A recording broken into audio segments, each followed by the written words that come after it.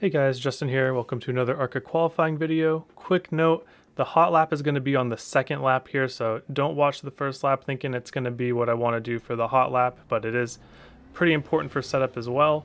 The reasoning for this is I think that the first lap you just don't have enough heat in your rear tires to maximize the exit of 2. You lose about a tenth if you try to make your hot lap the first lap. So stick around and watch the second lap here.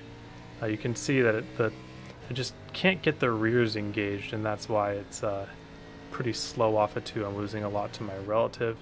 Then also another thing I want to note about the steering ratio, I use a Logitech G920, which is a very small wheel, so take my 16:1 advice with a grain of salt. Maybe if you have a very big wheel you might want to lower your steering ratio, but if you're using a Logitech G920, G29, 16:1 is definitely the way to go.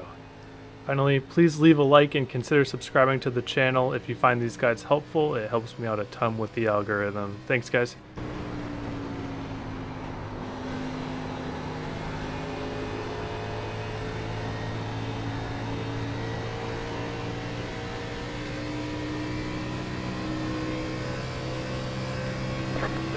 .85.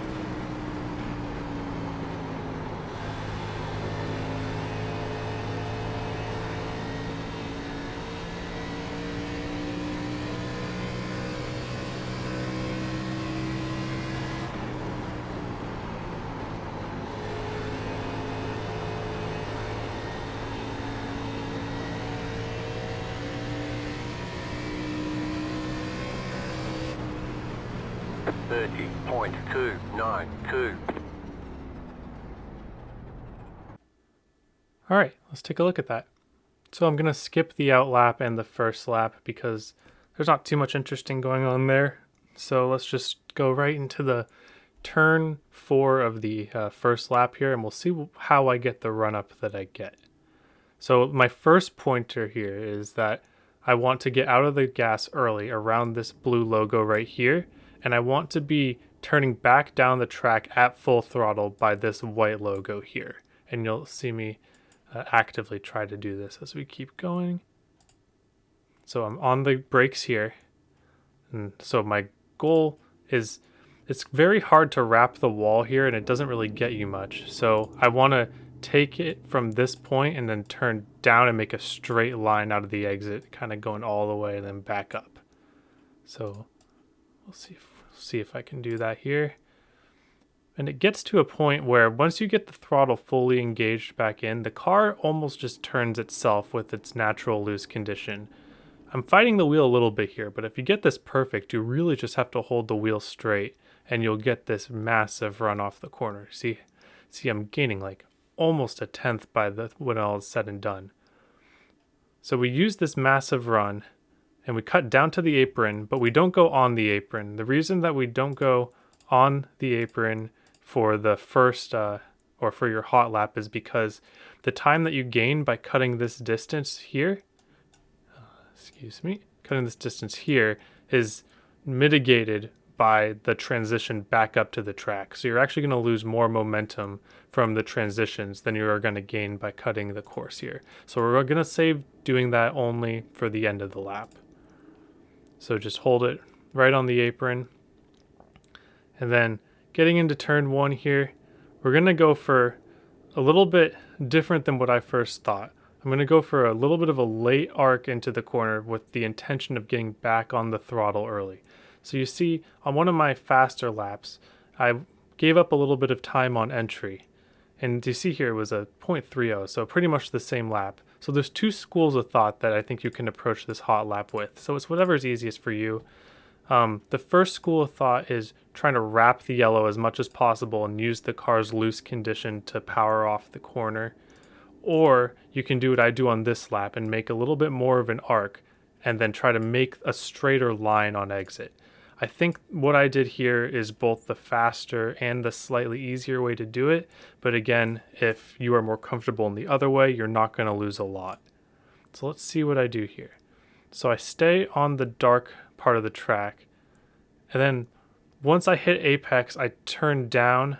I release my wheel from holding it hard to the left. and I try to straighten the car out as much as possible and start gaining that momentum.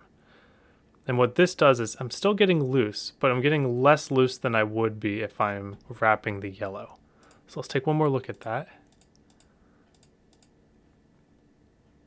So you see I start turning in pretty early, but I really start cranking the wheel once I want to make that move down to the yellow and use the turn from the brakes before so that I can straighten out the car early and get a run off the back.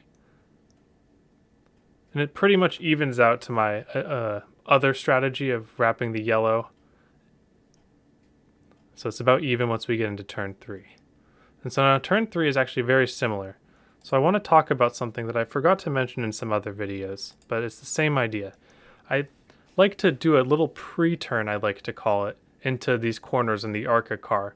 I think it's to get the weight transferred. I don't know exactly what it's doing, but it makes turning into the corner a lot easier. So what do I mean by a pre-turn? So what I did here was I turned, you saw my wheel, I turned in early, and then I kind of move it back a little bit, almost straightening it out again a little, and then once I do that, then I go back to the normal turn once I really want to enter the corner. So look at that one more time. So a little tiny bit early, I do a pre-turn, and then I start adjusting. And then with that adjustment, I'm able to get a bigger arc, a more stable line into the corner. And I did that same idea in 1 and 2. So the ideas of 1 and 2 are actually pretty much the same as 3 and 4. They feel a little bit different in practice, but there's 2 schools of thought, and they're the same schools of thought with turn 1 and 2. You can try to wrap the bottom, or you can try to arc it a little bit. And in theory, maybe wrapping the bottom could be a little faster, but the easier, more efficient line that you can hit 9 times out of 10 if you practice it a lot is going to be that arc. And you're going to have to deal with less looseness than if you were to deal with wrapping the line. So I arc it down, and I try to make the exit as straight as possible. Turn 4 is going to be your loosest corner that you're going to deal with. So by making that exit straighter as possible, I'm able to get more momentum. I'm able to get a lot of time off of my previous best lap. And then we finally cut that apron there, get all the way, left side's touching the grass almost. And that's how we maximize our time here. We'll take a look at that one more time in 3 and 4. Not too difficult of a line, but the rhythms, and it's going to be taking a lot of practice to get this fast. Took me about 30 minutes just to get from a .30 to a .292. That was a little mind-numbing, but that's okay. So we take that kind of a late arc. We're holding it pretty close to the bottom already, but you want this the tiniest late arc so that you can straighten the car out earlier, and that helps you deal with the looseness of turn 4, and you're able to carry as much momentum as possible coming to the finish line. Thanks for watching. Feel free to leave a comment down below if you have any questions about this or anything else having to do with left turns and Iracing. I have an announcement coming up. Hopefully I'll be able to announce that soon. It's about Road to Pro and maybe some sponsored content in the future and a lot of fun stuff. So feel free to stick around and see what's happening on these neck of the woods. I hope you all have a good one, and we'll see you on the track.